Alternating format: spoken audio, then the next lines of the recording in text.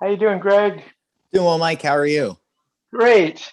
In addition to being an assistant manager at Chaucer's, Greg is a podcaster, pizza chef, and a brewmaster. And I want to welcome you, Greg, to leading this discussion. Thank you. I'm looking forward to it. It's a really fun book to discuss, and I think we'll have a lot of fun tonight. Yeah, we really love this book, but the thing is, we have to give it up to your girlfriend Jamie We because do. she was the one that found. She's the one that found this book, didn't she? Yeah, I think it was out on our tables that we have displayed there, but she was really the one to kind of show us everything about it, and why it's such a great book for everyone. We were going through them one day, and yeah, it's just all of us were laughing about it. It's pretty hilarious. So why don't you go ahead and bring out our guest, okay, Greg? So we'll bring out the author and illustrator of this book, Amber Scher, SUBPAR Parks, brought to you by Plume Publishing. Amber, welcome in. Hi, thanks so much for having me. Thank you. How are you doing tonight? Pretty good. How about you? I'm doing well. Thank you for joining us. Like I said, my girlfriend Jane was the one that brought this book to all of our attention. We really have fell in love with it. She actually got as a gift for her dad for his birthday, and it's just something that I think resonates with a bunch of people. So we're glad we have you on. And I think kind of just to start, maybe just a little bit of your background and what got you to having this book. Yeah, so I'm an illustrator. And at the end of 2019, I was just looking for a new side project to just kind of keep me illustrating regularly. I was working full time as a graphic designer, and you just don't get to do a lot of like hands-on illustration as a designer. So I wanted to do more of that. And I really enjoy spending time in parks, national, state, local, or otherwise. So it felt really natural for me to focus on some kind of outdoor scenery for the illustration project. And, most people who love to visit the parks, their bucket list is to visit all of them. So I thought it would be fun as an illustrator to challenge myself to draw them all.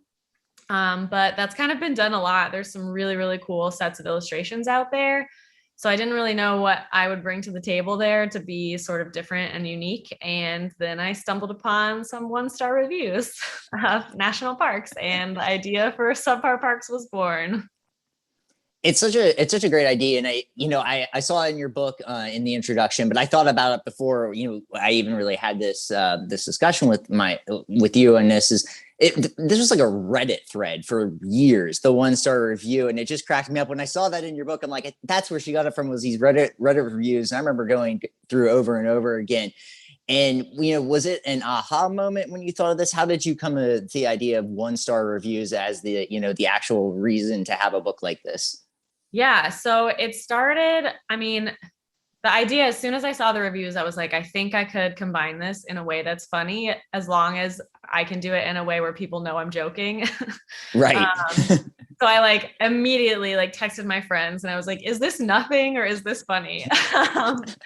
And everyone pretty much, and even the name SUBPAR Parks was within the first 10 minutes of having this idea, it just came out. But yeah, everyone pretty immediately had a good reaction to it. And I was like, okay, I think this is a thing. And I just started posting them on Instagram. And from there, it ended up attracting a publisher. And yeah, here we are. What was the reaction, initially? Because like you said, you didn't want to have people think this was negative on your part. And there is that thing where in a way you're sort of promoting these one-star reviews. But what was the initial reaction when you started posting these? Oh, definitely super positive. Okay. Over the course of the project, I've gotten some people who are confused and don't understand. I didn't pen these reviews myself. So there is the occasional person who doesn't, quite get it at first, but generally people immediately get it and think it's hilarious. So the reaction has been overwhelmingly positive this whole time. Excellent. And I think too, with you going with the national parks, was this something that as a child you were attracted to, going to national parks and national monuments, and something that's kind of been a lifelong project? Or what brought you into focusing on parks? Yeah, so pretty much my whole life, I'm a Navy kid, and so we moved around a lot, and pretty much everywhere we lived, or vacationed, we wound up in the parks somehow. We lived in South Carolina for a while.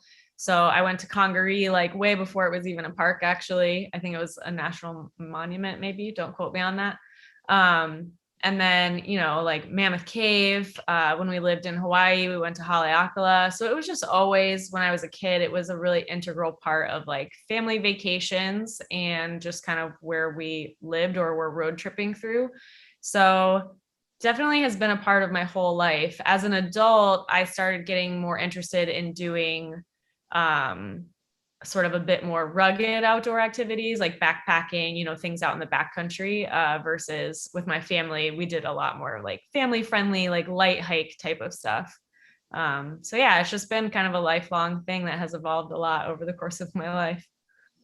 And what's it mean to you to be able to combine, your passion of going to these parks, but also your artistic passion? And also, I would say you are fantastic at writing these up, especially with the puns. I love puns. So the fact that you do this in here, how's that, how does that work for you that you were able to, because I say this is like a once in a lifetime kind of thing to come across where you get to do all these things that you love doing, but put it into one aspect. Yeah. I mean, it's been so incredible that like it hits like just everything. I've always been a very like sarcastic, like witty, lighthearted person. So to be able to bring that, especially I think some people when they talk about the outdoors, like there's this heaviness and like seriousness to it. And that's absolutely important when we're talking about things like conservation. But just to be able to bring in that sort of humor and lightness into this space and get to illustrate outdoor spaces. Like it's a dream come true. People always ask me what I'm doing next. And I'm like, I don't know, because I did the thing. Like I have no idea. That's very cool. And now to actually get more into the book itself, the illustrations I think are very cool. I know your background with lettering, kind of got you started in this, but they seem very intricate. I mean, the colors are very, very bright and very vibrant, beginning to end. How does that work? And I know you do have a time lapse video you'd like to show us too. Yeah. So I take about 5 or 6 hours to do it. And I can definitely go ahead and share my screen and run through this time lapse real quick. Yeah, it all starts with just like a pretty rough sketch. I actually don't spend a ton of time sketching. I'm just kind of like getting the gist. And then I'm really just like blocking in colors with the color palette that I've built, which changes depending on the scenery, and just slowly, working through to add. Most of the depth in my illustrations comes from texture and just like shading, a lot of different shades of the same colors, to create that sort of depth and texture. And like in the mountains, there are little like ridge lines you can see. So yeah, this little time lapse is like 40 seconds, but this is like 5 or 6 hours of work total. Wow. Yeah, it's super impressive. It's a lot of fun. And when you're doing this and you have the 1-star review in it, are you laughing to yourself when you're actually drawing this and you're like thinking how this is an amazing thing that people are seeing, but somehow they came up with this 1-star review? Is there something like that in the back of your head, like you're kind of, I guess, flabbergasted by the fact that you're drawing this and people had these 1-star reviews? Totally, especially because like a lot of times to capture a park, I spent hours just like poring over photos of different areas of parks and like all the scenery. So it's actually really funny that the reviews become this like catalyst for me just personally getting to learn so much and like see so much, because I'm researching, because a lot of times I'll choose a review that sort of I know I can easily contradict with what I know of the park or what I learned about the park just through a quick like bit of research. So I spend so much time because of these reviews learning about them, because I'm constantly trying to think of what would be the best scenery to pair with a review. Like with Biscayne, it was pretty obvious immediately. The review is that there's no cell signal. And so most of that park is underwater. So it was just like obvious, of course, I'm going to draw an underwater scene because that adds that extra layer of humor.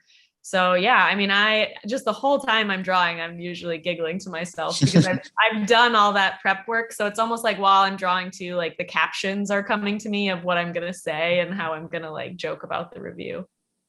And I think, obviously the artwork is impressive and the finding the 1-star review, but you also go pretty in depth with the actual knowledge, the actual facts on these parks. So what was the timeline on actually getting all that, getting the facts and numbers all together, and to have that portion of the book done?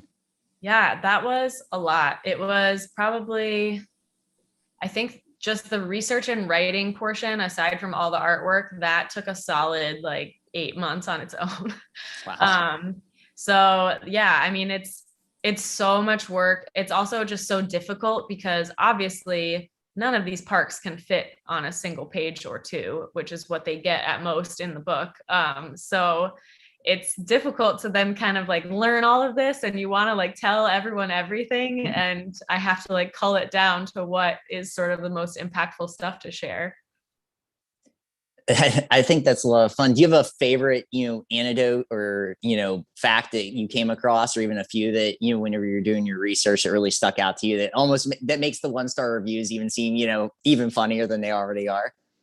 Um, there are definitely some facts that like go perfectly with the review, but one of my favorite facts is actually like for the park I just showed the time lapse for, Kobuk Valley in Alaska. I can't remember the number off the top of my head, but I have a section on in the book. Let me find it real quick. Basically, most days in that park, caribou outnumber humans like a ridiculous, yeah, it's 32-1.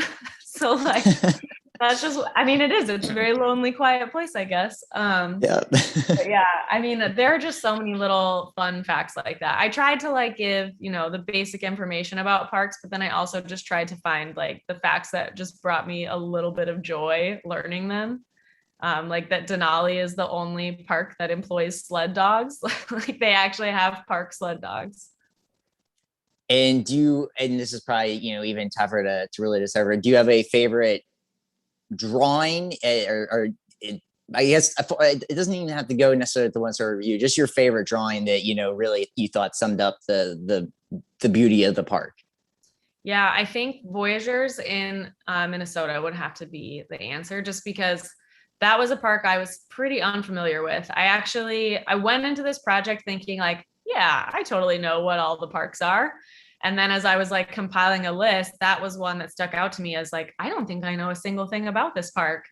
And it's just so beautiful. And so that one was really fun because I felt like because it was the one I probably knew the least about, I really had to do right by it. So I really spent a lot of time with that one. That illustration probably took me one of the longest because I just really wanted to get the feeling of it right. And people really like that. For the fact that most people don't know that park off the top of their head, that's one of the more popular illustrations that I have. So It's very cool. And do you have a favorite 1-star review? One that just, no matter how many times you read it, it just cracks you up? I mean, there are so many. The Petrified Forest one, that's basically just a desert with some dead trees, always cracks me up. Um, Death Valley just being the ugliest place someone has ever seen also really kills me. Especially, I think the desert ones make me laugh the most just because that's kind of my personal favorite geography. So just to think about how much I love it versus how much some of these people really just didn't, it was not their jam, just makes me laugh a little extra. And we're talking, before this, we did a recording, but I wanted to get in the fact that I thought was really very cool about this book is I think it appeals to everyone. It's one of those books. It's like, from, a little kid to, however old. And that's something I think is super important. You're appealing to everyone. So I think it's a good book to share with kids in the sense of getting them interested in going to parks and getting them interested in going outside. What are your thoughts on this book being, more than just, for people to pick up and read and look at the pictures, but, actually exploring these parks? Yeah, I mean, I think this project has just evolved in so many ways where it just holds so much more meaning than I ever initially thought it could. And that's definitely one. I've had so many parents reaching out to me that like they need to buy a second copy because their kid keeps stealing theirs. or that they're like teenagers love it, which is funny because most people think that most of these reviews were written by teenagers. But yeah, and it's like inspiring kids. I get pictures from parents of their kids drawing like their own little subpar parks illustration. That's So cool. yeah, it's been really awesome to see kids engaging with it and just thinking it's so funny and also learning along the way. I just love it so much. So, I think another interesting thing about this book is that there are so many one-star reviews. That's actually like the thing that kind of, so when you did start this project, were you kind of shocked at how many one-star reviews there were? And, are any of your illustrations like based off the fact that you're trying to like really prove those one-star reviews wrong? Yeah. So I had a professor in college, one of my like creative advertising professors, and he just really hammered home to me that if you have a creative idea and you can't execute at least 3 different versions of it, it's no good. And so as soon as I saw a couple reviews, I was like, can I do this for every park? I have to find out. So I immediately just started compiling a spreadsheet and just pulling like several reviews that I thought could work, because I wanted to make sure it had the kind of legs to go the course of the project before I actually got attached to it. And sadly, shockingly, yes, there are many 1-star reviews for just about every park. When you get into some of the more obscure ones that don't have national park status, they don't really have them. But yep, all the national parks have at least one. Most of them have many. What was the second part of the question? Just were there any times where you're like maybe a one-star review made you so mad you're like, I have to prove them so wrong, but whatever I draw, like the influence of that at all? Maybe I think that was just kind of like a sort of subtle goal I had for all of them. okay. Yeah. Just like I purposely, my illustration style is like really simple, but also I intentionally have not really editorialized. Like my colors, are a little not realistic. Like you probably won't see some of the really vivid oranges that I use and stuff like that. But I intentionally wanted it to be just like a slightly cartoony, but accurate representation of like what you could see there, because I really wanted it to just be like, this is what it looks like and this is what someone said about it, like just very literal. So each one is kind of intended to be a rebuttal for it. And definitely sometimes I played off of the review. Like when I saw the review for Yosemite was like trees block view and there are too many gray rocks, I was like, all right, I have to draw like the iconic scene with the huge gray rocks and all the trees. So yeah, the review definitely dictated what I would draw a lot of the time. And to go back on actually, getting the book published and everything like that, when the publisher contacted you and reached out about that, what was your initial reaction and what was your goal in mind when putting the book together? So I had people telling me from pretty much like day 2 of the project, like this needs to be a book. And I was like, I don't know how to make a book. Like that's not my thing. And then it just started to get more popular, and I wound up working with an agent, Avitas Creative Management. They've been really amazing. And so together, we put together a proposal for the book. And I really wanted it to just be more than just the illustrations. That was kind of my biggest goal. So I had some publishers where like that was their vision, is that it would just be an art coffee table book and just kind of without much context be the gist of it. And I really wanted it to be more than that.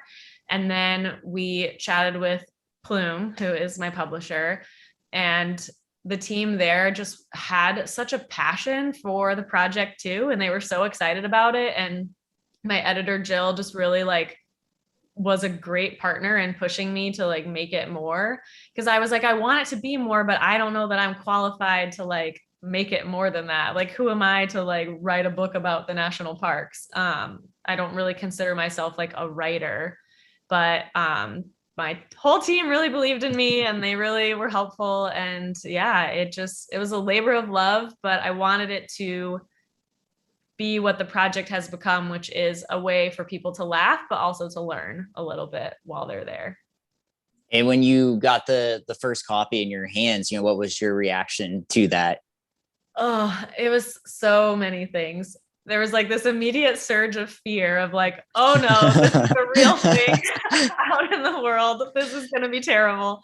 But also just like so much pride. I mean, I think it's really easy to think like, oh, she has a book. Like, yeah, whatever. She made all this art and they turned it into a book. But like, even though a lot of the art was already done, there was still so much else I had to draw because a lot of the content is brand new. And all that writing and editing and just like making really tough decisions about what would and wouldn't make it in, and adding another park last minute when New River Gorge decided to become a national park.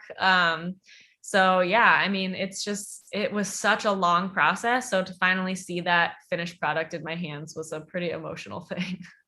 That's awesome. And I thought about this too when I was going through is, did you do multiple versions of the same park and you had to like, cut them, cut some out, or is that how you would go through the process? So generally I only did like, I don't think we cut any actual park illustrations. Okay. We cut them out before I illustrated them. Like we culled the list of parks that would be included. So yeah, so there are some parks where there are 2 illustrations. Some of the parks I'd already done, we thought it would be fun to add a second review. So we added that for some of the parks. And then there are a bunch of new parks that I've not shared on social media or anything yet. So yeah, it was really just a process of like trying to find that balance of what old content are we pulling in and what new content would be fun to add. Okay, cool. And I just on a personal, I just have and these are just from, what we talked about at work with some of these, a couple of my favorite things, the Fat Bear Week. I actually lived in Alaska for a little bit. Fun. And yeah, and so I knew about this, but then you having this in the book, because I thought that was such a niche thing that like nobody knew about. And then you have it in the book with the illustration. I think it's so perfect. So when you stumbled onto that, where you're like, I have to draw this, what was your reaction to that? Yeah. So when I did Katmai originally, I had the Brooks River with the bears in it. I think I did a bear with like a salmon in its mouth. And I think I'd included in my caption just like a nod to Fat Bear Week because I hadn't really looked into it that much and didn't really understand anything. And then one of my followers, I think she was from Alaska, she was like, Fat Bear Week is crazy. There's a camera, and like sent me all this information. And I was like, this is crazy. I love this so much. So yeah, then I got really excited when Fat Bear Week happened after I learned about it. And so I just knew, I was like, I'm going to draw the bracket that has to go in the book, and I'm going to draw some of the winners. So it's one of my favorite things. Just like like I said, having been in Alaska and having actually seen it firsthand, to see that was just like, wow, I'm glad that you did that, just because other people need to know something that is, really just very silly and really like a nice, it's so fun, but also just so much fun because these bears do get so fat. It's so funny. And then my other favorite thing is crazy. Yeah, it really is crazy. And then my other favorite thing, I think it turned out to actually be a Chaucer's staff favorite for all of us, is you don't even get to touch the lava portion. And I think that's just, you do such a great job with that, and then showing the lava and everything. What really kind of led me to this is your artwork is so cool. And there's so many books out there that have, there we go. And so this is what I'm talking about. I absolutely love this. And the thing is, I can see this on, t-shirts or mugs or something like that. Is that something that, is in the works? Because I know several people that love to have any of these. They wouldn't even care if it was, which park it was, just because it looks so cool. So mugs are really tough, just because like, if you think about like the product of a mug, like, oh my gosh, the inventory. But I do have t-shirts kind of in the works. There's a secret link on my website if people want them. I need to talk to my t-shirt person to make sure it's cool for me to like blast it, because I know he had some supply issues with COVID. So that's why we've been kind of like soft playing it. But yeah, it's probably like, other than a puzzle, it's like the most demanded thing that I get requests for are t-shirts. Puzzle would be great. Yeah, the puzzle would be great too. I didn't even think about that. That's super cool. And the fact that you said COVID really just kind of struck this thing for me where, people weren't able to travel. And so in a way, your book kind of lets people semi-travel to these things and learn about these parks that they may not have been able to do during this time. And, what does that mean to you that your book kind of came out in, I hate to say the perfect time because that's not good, but, came out in a time where like people kind of needed something like this? Yeah, it's a little bit weird. My husband and I talk a lot about how like we'll never really be able to separate COVID from the project because I started it. I started posting like the first week of December in 2019. So like March of 2020 is when America kind of shut down. So it like started to gain a little momentum before COVID happened, but like really like the summer of 2020 was when things really took off for the project. And we were all, still a lot of us staying at home 24/7, only venturing out for groceries at most. So I'll never really know how this all would have gone without COVID. So it does feel a little bit weird to like maybe have a successful project because of a global pandemic. Like that's pretty awful. But it was kind of a beautiful thing that happened where people would like come together in the comments to like share their own personal stories about how much they love different parks or like commiserate about canceled trips.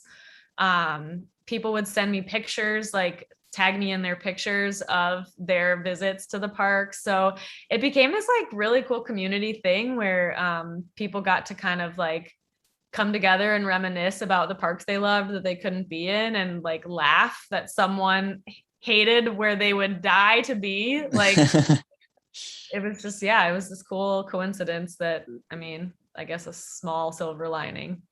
That's very cool. And I definitely think a lot of during this time period, people were all looking for a way to connect, and your book was able. Your drawings initially on when you posted them obviously did that, and your book's doing something like that. When you did this and it sort of did become a community of people, what was your reaction to people connecting during this time and using your 1-star review and your artwork as like really kind of a place to get away from what was going on? Yeah, I think a lot of us artists don't really think of our art that way. Like it never occurred to me that it could be this like escape for someone, but like that's totally what it is, and I love that. I love that I've had I get the most beautiful messages from people, which I'm saying a lot right now. I never expected that because this project is, I was like, oh, this is a silly, lighthearted thing. It's not going to change the world. And it's still not, but I get so many amazing emails and messages from people just sharing how meaningful this project has been to them, following it during this pretty terrible year and a half we've all collectively as humanity been having. So it's been this pretty amazing and unexpected thing to see how much it's meant for people to just have a really steady, reliable laugh every week from my weird art project. It's very incredible. And it kind of leads me into the next thing for people out there that, whether they're artists or writers, and they're looking for something to, maybe find their break or whatever it is. Do you have any advice for people going out there and trying to live their artistic dream? Yeah, I think the biggest thing is just to keep creating. I had so many little projects that no one will ever hear about and no one has ever heard about because they weren't anything and they didn't amount to anything. They still brought me a lot of joy. I spent one summer doing an entire series. I think I called it Throwback Thursday, and I would buy like craft supplies from my childhood and make lettering out of them, like clay and, the little spinny paint thing, like all of those things. So it's really just about seeing what you're curious about or what you're interested in trying and just kind of going for it and not putting any expectations on it. I think the biggest thing for me with this project is while I thought when I came up with it, oh, I think this is really funny and this could kind of be something, I never thought it would be what it was now. I thought, oh, maybe I'll get some cool freelance clients in the outdoor industry and like get a little freelance attention. I never expected people to want prints and stickers and postcards. And then people started asking for them. And I was like, okay, I'll give it a try. and now that's my entire job, is my online store with like all my different designs, subpar parks and otherwise. And the stuff I was designing before subpar parks happened was just as good as it is today. Those products exist still, and now that people buy them because they happen to know about me now. So I think the biggest thing is just like keep trying, keep putting yourself out there, keep improving and keep learning and stay curious, and just don't. Elizabeth Gilbert has a really beautiful book called Big Magic, and she talks a lot about like how she never wanted to put the pressure on her writing to pay her bills. And she thinks that that's the only reason that writing now can pay her bills, because she didn't put that pressure on it early on. She waited till it was just happening on its own. And that's kind of what I did too. So just don't put so much pressure on yourself. Just keep trying things. That's my advice. I think that's great. Well, we got some listener questions that we can get to. TT asked, responded to this is, what an amazing journey. Did you use any other means of art like painting or photography for your own self in this experience? For like this particular project, no, I stuck mainly to, I draw on my iPad in Procreate these days mainly. So for consistency's sake, everything for this project was done that way. I did weirdly though this year decide I wanted to get back into photography. I did a lot of that in college and after college. So yeah, I mean, that kind of goes back to what I was saying about being curious all the time. I constantly am trying different weird little things. I bought some charcoal pens and paper the other day because I decided I want to get back into drawing with charcoal because I really loved that in college. So yeah, I mean, I'm always trying new things kind of behind the scenes, but the art that I share right now is still kind of all that same style. And another question we had, and I think this is a pretty funny one. Well, TT responded to that. She said, do you have any photos you could show us? Oh boy. I mean, it's definitely not like fine art photography up in here. Let me see if there's one I can share real quick. I did a huge road trip at the beginning of the summer with a friend. She and I went to the desert basically for an entire month and lived out of my Nissan Xterra. So I tried to do a lot of little photography there, but I am by no means, I would not call myself a photographer. I just really enjoy kind of my amateur photo stuff. I can keep looking for a photo while we do another question. Sure, yeah. Let's see. Paul said, has any of the one-star reviewers contacted you after the book came out? Oh boy. No, that has never happened. And wow. honestly, I'm glad. Yeah.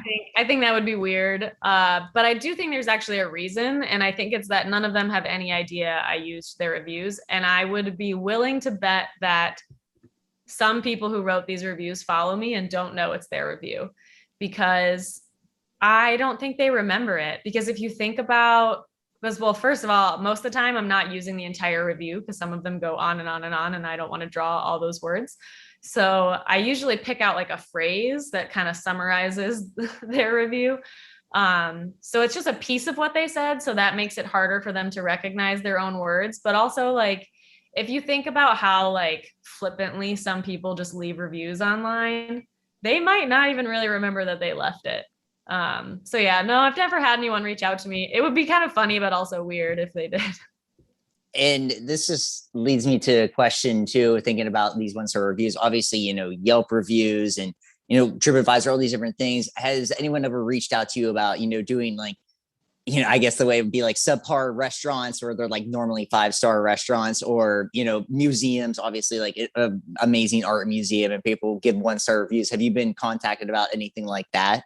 I have had so many random requests like that where people are like, will you please do it for this? Or like, I've actually had like restaurants and some tourism places reach out, seeing if I'll do like a series for them, which I just like not currently taking on any freelance work. So that's not something I've actually taken anyone up on yet. But I do get that request a lot, which I think is so funny. That is. And looks like we have another. Jeremy, he's like, I really like all the orange in your drawings. Is orange your favorite color? Is the reason why you use orange in your drawings?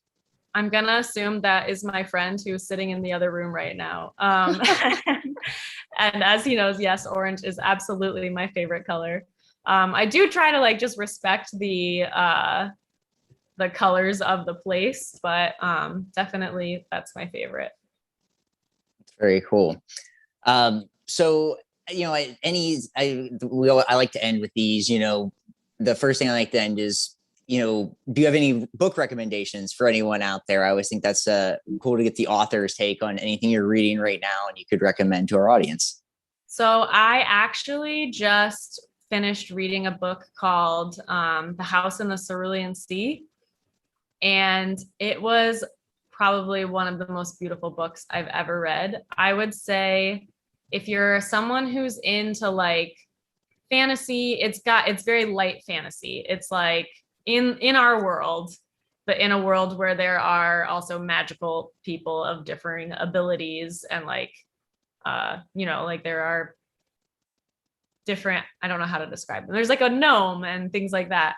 So it's light fantasy, but it's really just like an interpersonal story. And it is, I mean, I did not expect to cry, but it is such a beautiful book.